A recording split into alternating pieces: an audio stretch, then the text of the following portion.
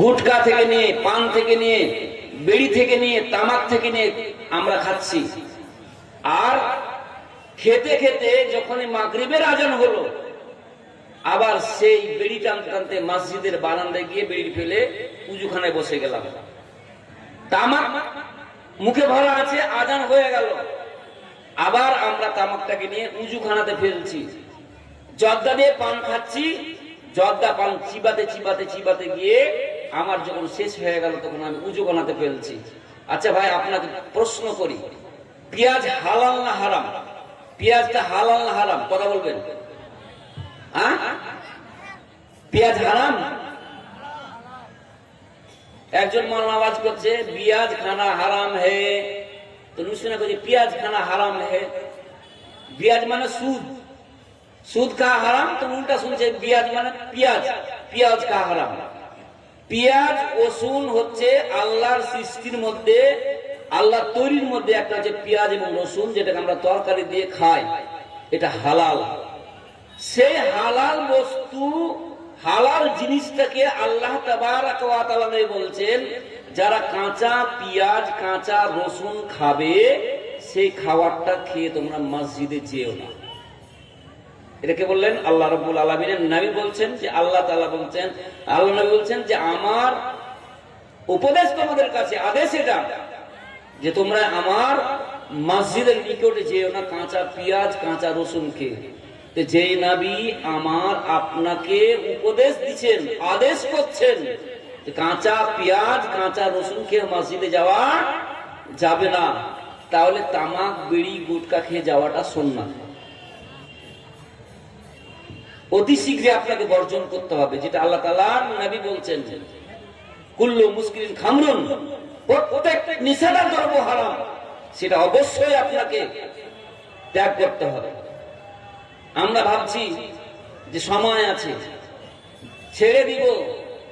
যে আপনাকে বলি কয়েকটা আমার নিজের দৃশ্য দেখা। আমি একটা লোককে দেখেছি, আমাদেরই কুটুমের মধ্যে পড়ছে, লোকটাকে মাটি দিতে গেলাম তো শুনলাম যে পুল মারছে এবং জর্দা চাবাচ্ছে, জর্দাতে পান খাচ্ছে। খেতে খেতে হঠাৎ পুলের জমিতে উল্টে পড়ে মারা গেল। গোসল দিতে গিয়ে মুখ দিয়ে জর্দা যুক্ত পান বের করতে পারেন, গোসল দিয়ে তাকে মাটি দিতে হয়েছে। ভাবছি আমার সময় আছে, আমার বয়স আছে, আমি কখন যাব, এটা আমার লিখিত আকারে আমরা লিখে দিয়েছি, যার সম্পর্কে আল্লাহ সুবহানাহু ওয়া তাআলা আল্লাহ তাআলা বলছেন যে মৃত্যু মানুষকে জানিয়ে আসে না। কখন কোন অবস্থায় মৃত্যু হয়ে যায় এটা বলা যাবে না। একটা আমাদেরই জায়গায় আমরা যখন মতিলালে একটা স্কুল খুলেছিলাম কিছুদিন আগে, নূহ মহাজন আমাকে বলছে আজকে তুই এখানে বসে থাক, মাছ রান্না করবো, তোকে ভাত খাবো দুপুরে। তো আমি তাকে বললাম যে আপনি এখানে থাকেন, আমি বাড়ি গেলাম, গোসল করে চলে আসছি। বাড়তে জামা খুলেছি, খুলে খালি গামছাটা হাতে করে গোসলের কাছে যাচ্ছে, এমন সময় দুলাল আমাকে ফোন করে বলছে কিছু খবর পেয়েছে কি? না তো নূহ মহাজন মারা গেল। যে লোকটার সাথে 5 মিনিট আগে কথা বললাম, সাথে সাথে আমার কাছে ফোন গেল, লোকটা মারা গেছে। প্রিয় ভাই সকল, মৃত্যু মানুষকে জানিয়ে আসে না, মৃত্যু মানুষকে বলে আসে না।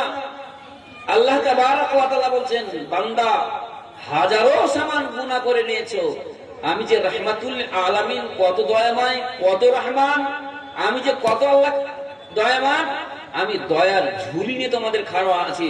অতএব শয়তান তোমাদেরকে ওয়াসওয়াসা করবে, এই কাজ করিও না, ভালো কাজ করিও না, ভালো কাজ যা করবে তাদেরকে খোঁটা দেবে, ওরা পিছনে সরবে, খারাপ কাজ করবে, এই শয়তানের পরিণতি তোমরা পড়িও না।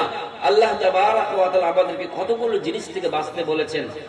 একটা জিনিস আমরা বলি যে আল্লাহ আমাদের কথা শুনে না কেন, কেন আমরা হয়ে গেলাম এরকম, কেন আমাদের প্রতি যেখানে সেখানে জুলুম অত্যাচার, হ্যাঁ, কেন আমরা যেখানে সেখানে মার খাচ্ছি? জিনা বন্ধ, আমরা আমাদের চরিত্রের কারণে, ভুলের কারণে মার খাচ্ছি। আল্লাহ তাআলা বলছেন জাহারাল ফাসাদু ফিল বাররি ওয়াল বাহর বিমা কাসাবাত আইদিন নাস, জলে স্থলে যেখানে সেখানে যদি কোনো ভুল হয়ে থাকে তোমাদের কর্মের ফলে হয়েছে। আমি কোন জাতিকে, অত্যাচারী জাতিকে আমি কোন সময় জুলুম করতে চাই না। অতএব আপনারা আমরা যারা এই পৃথিবীতে আল্লাহ সুবহানাহু ওয়া তাআলা এত সুন্দর করে পৃথিবীকে সাজিয়ে রেখেছেন শুধুমাত্র আমাদের জন্য। এই আল্লাহ রাব্বুল আলামিন আমাদের জন্য এত সুন্দর করে সাজিয়ে রেখেছেন, সেই আমাদের উপকারের জন্য আমরা যারা এখানে এসেছি একটা উদ্দেশ্য সকলের উদ্দেশ্যে জানা আছে, সেটা হচ্ছে মসজিদ কেন্দ্রিক জালসা। সেখানে আলোচনা হবে, দিনী আলোচনা হবে, মসজিদের কিছু কালেকশন হবে, যেটা হচ্ছে আল্লাহর ঘর। যে ঘর সম্পর্কে আল্লাহ সুবহানাহু ওয়া তাআলা বলছেন, পৃথিবীর মানুষ তোমরা যদি মরার পরে কোন সব যদি আল্লাহর নিকটে পৌঁছাতে যাও, তাহলে একটা সাদকারে জারিয়া হিসাবে কিছু রেখে যাও, যার বিনিময়ে তোমরা কবরে পাবে। কবরে তোমরা পাবে।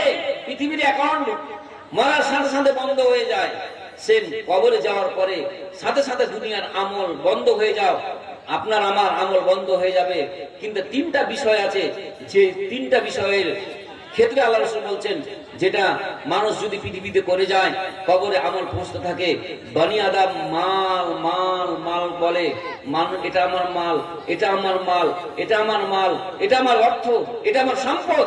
এরা বলে এটা আমার গাড়ি, এটা আমার বাড়ি, সবকিছু বলে।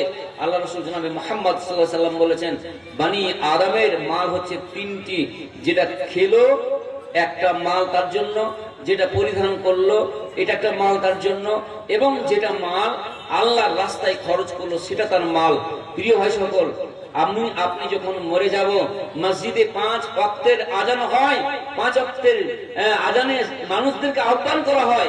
ওই মসজিদের মাইকে আপনার আমার হযরত আব্দুল্লাহ বিন উমর রাদিয়াল্লাহু তাআলা আনহুকে আল্লাহ রাসূল জনাবে মুহাম্মদ সাল্লাল্লাহু আলাইহি ওয়াসাল্লাম বললেন, উমর তুমি, আব্দুল্লাহ বিন উমর তুমি এটা কথা ধারণা করো যে তুমি একজন কবরবাসী, সব সময় নিজকে কবরবাসী মনে করো। আমি একজন কবরবাসী, আমাকে কালকে, আজকে সকাল হয়েছে, কাল এটা মনে করিও না যে আমার বিকাল হবে কি হবে না। তোমার বিকাল হয়েছে, তুমি সন্ধ্যার আশা, আবার সকালের আশা করিও না। আমি আল্লাহ রাব্বুল আলামিনের নবী জনাবে মুহাম্মদ সাল্লাল্লাহু আলাইহি ওয়াসাল্লাম বলছি, এটা কালকে তোমাকে কি নামে ডাকা হবে? আব্দুল্লাহ বিন উমর নামে ডাকা হবে না, নাস নামে ডাকা হবে, এটা কেউ বলতে পারবে না। হঠাৎ করে সকালে তুমি জীবিত ছিলে, সন্ধ্যায় তোমার লাশ বহন করে কবরে নিয়ে যাবে। মানুষ যখন মরে যায়, মানুষকে সুন্দর করে খাটলিতে কাপড়, 3টা কাপড় দিয়ে সাজিয়ে নিয়ে কবর